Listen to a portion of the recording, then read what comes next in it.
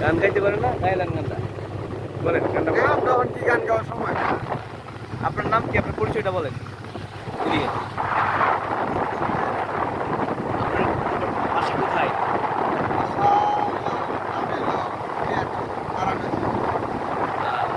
মদন কলিহাটি না? আপনারা সপ্তাহে কতদিন যান? সপ্তাহে 2 দিন যাই। এটা কই থেকে কই যান? শিবপুর থেকে সিলেট জগন্নাথ। জগন্নাথ। কত ঘন্টা লাগে আপনারা? 9টা থেকে শুরু করলে 5টার সময় 4টার সময় এদিকে যাই। 4টার সময় পৌঁছে দেন। আচ্ছা, ওখান থেকে আবার রওনা দেন কখন? এদিক থেকে সকালে 9টায় রওনা দিই, বিকাল 4টায় এদিকে। তাহলে এই লাইনে কয়টা ট্রলার চলে? মানে জগন্নাথ এখন জগন্নাথ 6টা চলে। 6টা ট্রলার চলে? 6টা, আর আগে ছিল 7টা। তো আপনার এই নৌকার মধ্যে স্টাফ কতজন, বা এই নৌকার মালিকানা কোন, মানে এটা কি উচিতপুরের নাকি জগন্নাথপুরের? আচ্ছা আচ্ছা জগন্নাথপুর। আচ্ছা, এখন তো সবচেয়ে বড় জিনিস, গুরুত্বপূর্ণ জিনিস, সরকার পরিবর্তন হয়েছে। আগে তো প্রতি বাজারে ঘাটে ঘাটে ভিজাইলে এটা চাঁদা দিতে হতো, এখন কি আপনাদের কোন ঘাটে চাঁদা দিতে হয়?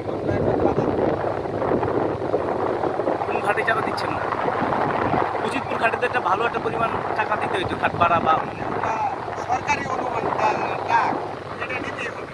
এটা তো আমি আর আপনি কত আপনাদের দিতে হয়? কত আপনাদের নৌকাটা তো বেশ বড়, এখানে আপনাদের কত টাকা দিতে হয়? 700 টাকা 500 টাকা 500 টাকা ওদেরকে দিতে হয়? মানে এটা কি 500, ওইদিকে 500, মানে 1000 টাকা আপনার ঘাট ভাড়াই আছে? এটা আপনাদের জন্য একটা জুলুম হয়ে যায় না? অনুমান করবেন কি আপনার সরকার থেকে ডাক্তার আনছেন, এই টাকার পরিবর্তন আপনি দিতে হয় বাধ্য হয়ে। আচ্ছা আচ্ছা আচ্ছা। আগে আগে ছিল কম, আগে ডাক ছিল 1 লাখ, আর এর বেশি এখন 20 লাখ। তো আপনার কি মনে হয় সরকারকে আপনার এই এই ব্যাপারে কি সরকারের সহযোগিতা আপনারা চাচ্ছেন? হ্যাঁ, এখনো তো যাইছি না, সরকার পরিবর্তন হয়েছে ঠিক আছে, এখন আমরা যা আবেদন করছি না, এটা নিয়ে করবো, এটা গবেষণা করবো। না দেখেন, আমি যেহেতু প্রায় আমার বাড়ি তো এখানে আছে, তো প্রায় দেখি অনেক নৌকা কিন্তু ওখানে ভিড়ে। আপনার কাছে যদি 500 নেয়, যদি আরো 100 নৌকা থাকে, অনেক টাকার ব্যাপার এখানে।